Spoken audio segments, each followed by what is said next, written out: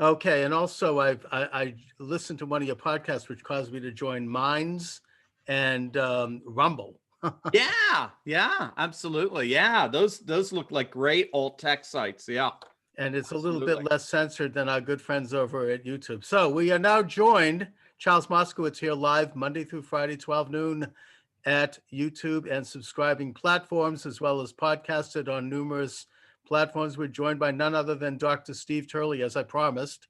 And Steve, of course, is the host of an amazing YouTube channel, which I look at every day. I wait for it every day. And he also hosts Turley Talks, which is an exclusive conversation with various experts. And he's on the cutting edge of all things tech. And also, you are becoming, and I think you are, a leader of this international populist nationalist Mm. movement. And I think that your work is taking on international import in terms of your positiveness, your commentary. You are a relentless defender of the president and of exposing the steal, as we call it. And what could be a more critical issue right now, Steve, than this steal and what's going on? Now, I would recommend you might consider having on Dr. Jerome Corsi. I had him on Monday, and that's gone viral. He has information where he claims that President Trump is about to reveal irrefutable evidence, what he compares to the Cuban Missile Crisis, Wow. when U.S. Ambassador Adlai Stevenson went before the UN and he held up pictures that had been taken from satellites of the launching pads and the missiles in Cuba. We remember those 13 days. And that evidence was so irrefutable that it turned the tide. And within days, the Soviets packed up the missiles and went back to Russia. Now, he says that in order for the president to do that, he's going to have to reveal classified national security information, as President Kennedy did at that time, because no one in the world knew we had the kind of technology that could take those pictures. Oh, But wow. but he says that the president will do this. He says he's going to do it by Christmas. He met with Sidney Powell at the White House Friday night, along with Lieutenant General Michael Flynn. She came back Sunday for another meeting, and that he's got the information, he's got the goods in terms of the cyber information that is required that will present irrefutable evidence that the election had been stolen by these Dominion software machines. So, you should consider having him on. He's got his hands on some good stuff. Sounds fascinating. Absolutely. Yeah. And I actually just interviewed for our podcast a cybersecurity expert. And boy, the world they indwell is utterly fascinating. It really is. I mean, it's just sort of this hidden world. It's an invisible world, but yet that's all around us. I mean, we're using it right now Yeah. as we speak. And the information that they have, if it, like you say, if this comes out, is going to be utterly shocking to the world. Yeah. Well, it's extremely important, not just because of the fact that they are trying to steal the election by manipulating cyber technology, if that be the case, and I think evidence suggests that it is, but that we need to understand this if we're going to be a free people, because if they're going to be able to manipulate cyber technology, we're not going to have any freedom left in the world. So, I mean, I think that everyone should get behind this, whether you like Trump or Biden. It's a question of whether or not we as a society are going to allow manipulation of cyber technology that would help any group. Absolutely. I mean, it's the quintessential technocratic tyranny that we've been so worried about. C.S. Lewis warned us about it in the 1940s, as did George Orwell and Yes. and others. Aldous Huxley. That any kind of governmental system where it represents a single political and economic system, a vast interlocking mechanism of technology and telecommunications that creates, in effect, a single, increasingly worldwide political and economic system that requires a class of experts. They're actually referred to as expert systems in the literature. It requires a class of experts, of technologists, who have the supposed, they alone have the supposed competence to govern and to rule in a way that, and this is what they claim, provides the maximum amount of benefit and freedom to the population. And that's the devil's bargain here, Charles, which C.S. Lewis pointed out in the book Abolition of Man, published in 1943, 1944. The, as it were, twisted genius of the modernist experiment that we've been privy to now for these last several decades is the capacity that our technologists, our technological ruling class has in convincing the masses that we are most free when they are most in control. One of my favorite examples of this, I spent many years in Maryland, and I came across the fact that the Maryland cash assistance card, the debit card that people were issued, it's basically food stamps. Yeah. The cash assistance card in Maryland, do you know what the name of it is? It's called the Independence Card. That's so, yeah, I mean, let that hit you. But that's the genius of the modern world. The genius, the twisted genius of the modern world is to convince the majority of the masses that they are most free when these social engineers are in control. And I think what we're seeing here with this election is perhaps the epitome of the absurdity of it. Yeah, I mean, it reminds me of the Kennedy Profile and Courage Award that they give every year at the library here in Boston, where I am. They give it to someone who has the, quote, courage to raise taxes. You know, that's being courageous. But you mentioned Aldous Huxley. I mean, when he committed suicide publicly and videoed it on November 22nd, 1963, an event that was eclipsed by the assassination of President Kennedy, he talked about an international one world medically induced concentration camp.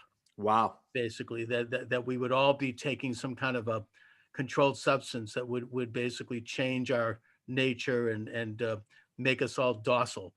But bringing things to today, you have a wonderful focus on constitutional procedure and on constitutional law as a way to save the day by working within the system, by working within law.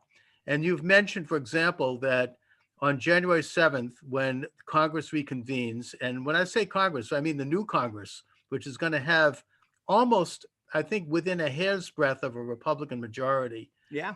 That they will then certify the electors. And at that point, if one House member and one senator in writing stands up and contests that election, then the whole thing goes into session in the House for debate. And at that point, we can finally get a public airing of the evidence, which is something that they've been able to suppress up until now, given that there aren't any judges that are willing to hear this, including the Supreme Court justices themselves, using the excuse that they don't want to change the, quote, outcome of an election. Very political. They don't want to, in other words, I mean, it's really quite an eye opener that our independent judiciary doesn't want to, affect politics. They're supposed to just look at the evidence, but they obviously are totally, bunting, so much for the independents. Right.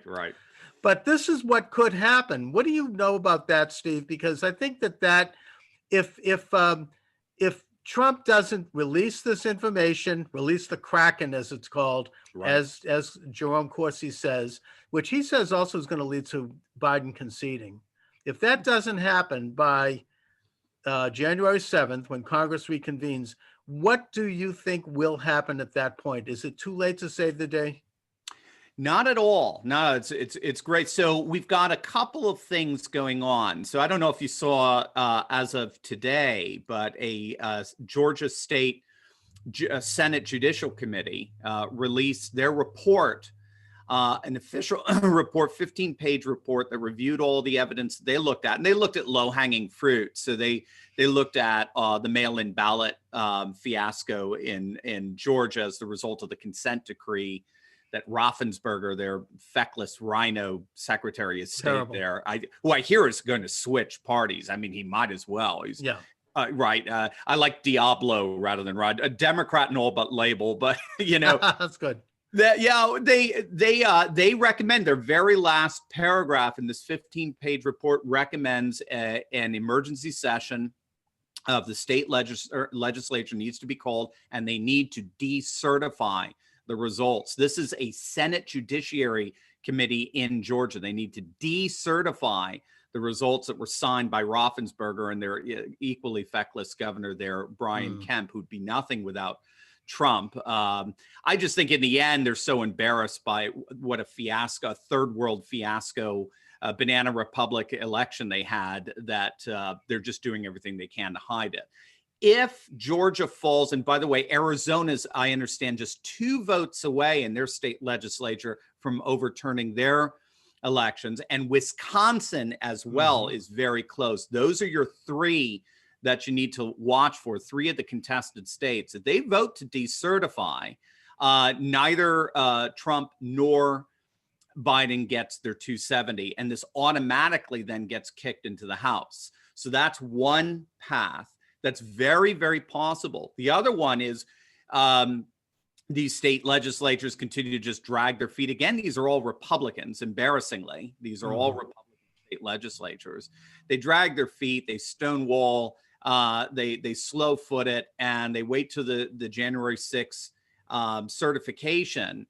And in the end, as I understand it, the president of the Senate must certify the electors, the electoral vote. If he does not, it automatically gets kicked into the House for the delegates then to come in and decide the president, because it's by definition a contested election. The president of the Senate, your listeners don't know, is Vice President Mike Pence, and he's already signaled that he, as Trump's wingman, he is not going to certify those votes. So either way, we will end up in the House of Representatives. And if we end up in the House of Representatives, then it's not the actual representatives that vote. It's the delegates that are sent, a slate of delegates from each state legislature. And there are 30 Republican states, 20 Democrat states. Every state gets 1 vote. Massachusetts gets 1 vote. California gets 1 vote, and Trump wins re-election easily. So this is not over. And what I've been so fascinated by is my reporting on this, and my analysis of this is 100% bound up in Trump's efforts. If I saw Trump waning, if he started hanging his head, if he started calling Biden president-elect, if he started doing all that, I wouldn't even be giving this the time of day. I'd be like, it's over, it's done. What I'm seeing is somebody who's absolutely resolute, doing what he's been doing for 4 years. Well, if you count the campaign, 5.5 years, he is fighting. He's fighting for us, for the deplorables, for the MAGA crowd, for the nationalist populists, the new right, the right of the future that's already come forward into the present. We're part of an international movement. This is what I have never seen anyone from England, from Israel, from Russia, from Hungary, from Poland, from Brazil go, yay, Ted Cruz. I love Ted Cruz, don't get me wrong, but I've never seen an international cohort go, yay, Rand Paul. They all come together and go, yay, Trump. We're all for Trump, because they know Trump's success means Viktor Orban's success. It means Jared Bolsonaro's success. It means Matteo Salvini's success. It means Bibi Netanyahu's success. Over and over and over again, we know we're intimately tied. As it's been referred to by scholars, it's the internationalization of the nationalist right. We are all intimately tied together as people who stand up for our national sovereignty, our cultures, our customs, our traditions, the voice of the people, the vox populi, and Trump is there. He's fighting all the way for this thing. So that's why I think, to the shock of CNN and MSNBC, which will be so much fun, we'll almost be giddy. We'll have to have a special on that, Charles. They're going to be utterly shocked when they find that this election goes to the House of Representatives, and then they realize it's too late. It's a foregone conclusion. That's going to be a glorious day. I mean, oh my. Don't even. I don't even want to try to taste that one. I mean, that's That's going to be a beautiful thing to watch. And I agree. I'm on with you in terms of seeing that Trump is fighting every day. Even I believe yesterday he's released a tweet saying that the evidence is about to come out. It's getting closer and closer. And I think that I've noticed that on my Twitter page and on my TikTok, which has gone viral and all the rest, the comments against me and what I'm doing are getting nastier and are getting more shrill, which is, I know it's anecdotal, but it tells me that they are getting concerned. Otherwise, they just ignore it. And I think that things do seem to be moving in a point of critical mass, in that the evidence cannot be censored by those who are blacking it out. They cannot continue with their happy talk about who Biden is going to appoint to which office and pretend as if, their titular head is going to be anointed. And I think that if Biden hasn't conceded by January 7th, which is what Dr. Corsi predicts, because the criminal investigation has reached a point where he doesn't want to go to jail, and then there'll be some kind of an informal deal struck for him to simply concede, then it will end up going in the House. I mean, you already have, I think President Trump has met with a half a dozen House members. There are several senators that have said that they at least are considering it, including Ted Cruz, Josh Hawley, and I think Ron Johnson and Rand Paul. Yeah. The new Senator-elect Tuberville of Alabama took a phone call from Trump where they talked about it. So I think that it's likely that they'll get at least one U.S. senator to sign on.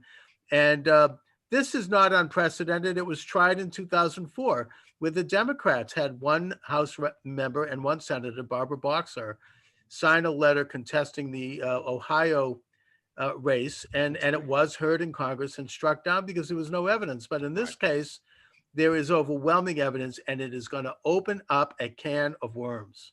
That's right.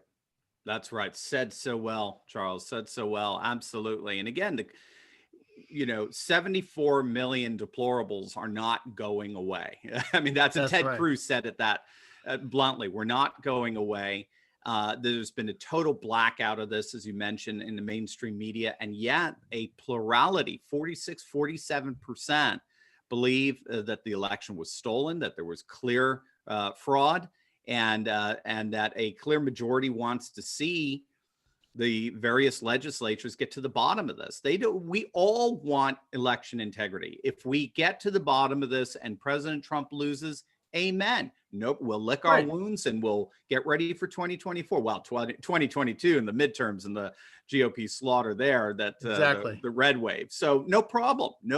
But to engage in this level of, well, they technically refer to it in the literature as radical perspectivalism, and it's a fancy way of saying when the media looks at us and says, we're not even going to dignify your concerns by taking them seriously. We're going to lampoon, we're going to mock, we're going to heckle, we're going to, or as Mittens Romney referred to over the weekend, we're going to call you loopy.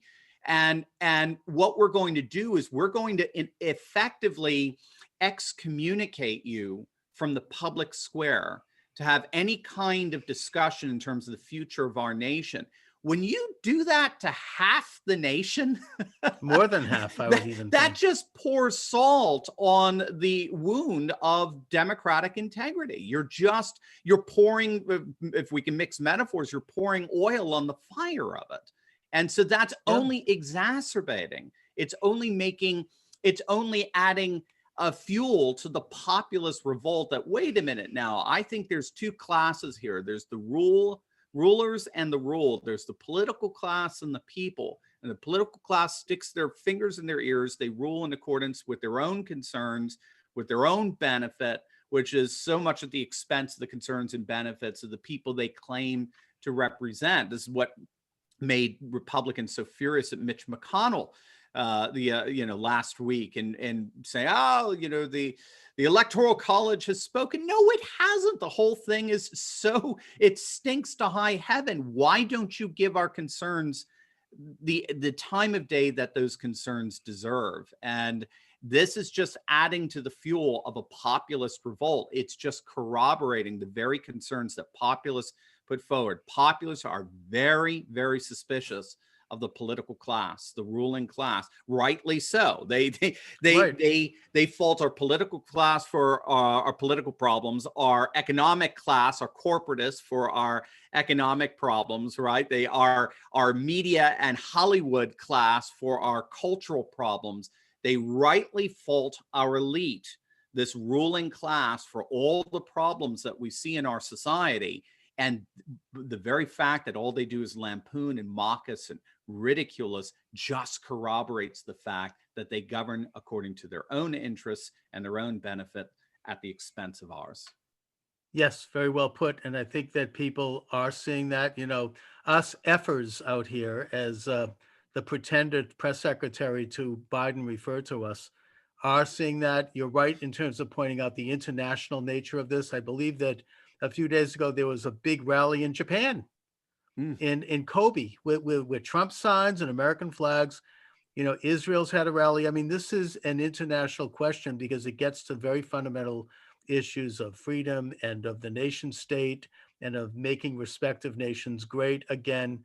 And all of these things that President Trump not only represents, but that he's gone a long way toward enacting and fulfilling, in spite of an ongoing conspiracy to have him removed from office. So I think that what we're seeing now is just another rendition of this agenda, and it's a very ugly one because it gets to some very basic constitutional questions of how we govern and elections. But God willing, and and because of the actions of good patriots like yourself and people out there, we can take measures to stop this thing. I mean, I'm doing my little bit by doing this show. I think that people who are living in the so-called battleground states, which were targeted for this, they need to put pressure on their state reps and their state senators, most of whom are Republican, to take their constitutional prerogative and appoint their own electors, and to not do it in a nice way, but threaten them. Say, look, if you don't do this, we're going to run against you. We're going to get you out of office. We're going to oppose you. And that's, in a sense, the very mechanism that the left loves to crow about: democracy. That's how it works. It's not that these people, we like these people, but they do ultimately represent us, and they do ultimately respond to pressures brought by us. So that's where it's at. I think the state legislatures, and obviously if President Trump releases the Kraken, that'll turn the tide in terms of the boldness of senators and of other people to step up. Absolutely, and there's still at least a glimmer of the court cases focusing on the improprieties as well. So you're hitting on the three verticals as Steve Bannon refers to it, of this election here. So that your basic good old fashioned ballot stuffing, the 2000 affidavits, talking about eyewitness of this stuff, the suitcase gate. That's one vertical.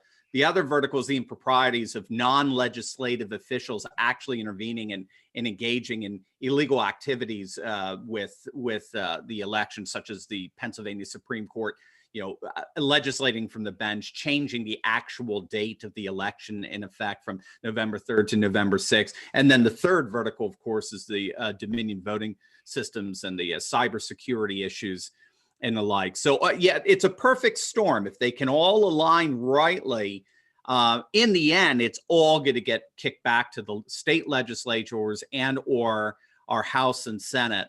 And ultimately, this is about getting it to the House of Representatives, where Trump wins easily.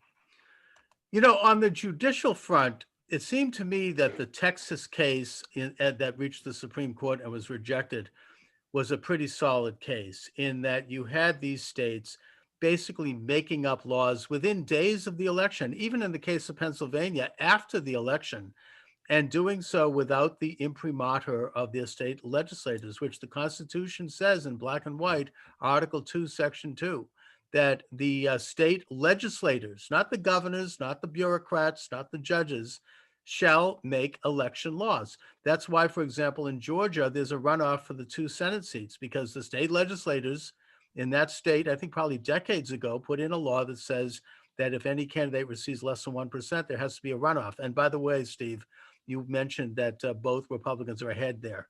Yeah. So, which is wonderful. But I think that it was the Supreme Court's obligation to take that case, I know. and that the fact that they said that it was out of their standing. I mean, that's exactly what is in their standing. So this gets to the question of these rumors, and I haven't heard this, but rumors that a clerk taped a conversation with the justices where Chief Justice Roberts basically banged the table and yelled every obscenity and said, we can't accept this vote because this would mean that, we're going to, there'll be riots, there'll be looting. So therefore we can't do this. And there's also rumors that he conspired with Justice Stephen Breyer to make sure that Trump was not reelected, or make sure that MFer is not reelected. I don't know if you have any information about that, but if that's true, then Roberts really should be forced to step down. Yeah, no question. I've heard the same thing. I actually did a video on it. There's a flaw in it, in that apparently the Supreme Court has not met in person now for months. Okay.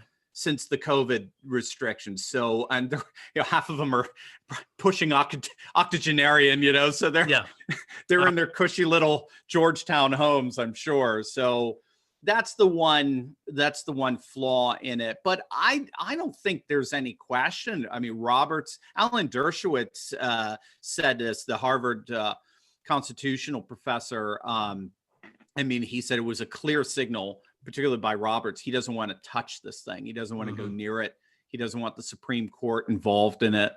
And but again, at just some point, it seems like they're going to have to get involved in some way. I mean, it's when you're dealing with such clear improprieties among particularly these 4 states, Wisconsin and Michigan and Pennsylvania and Georgia, with like you said it perfectly in that sense. The U.S. Constitution gives what's called plenary authority to state legislatures to oversee elections. Not even governors have authority here. So it all goes back to these state legislatures, and they're going to have to deal with it. It seems to be at some point.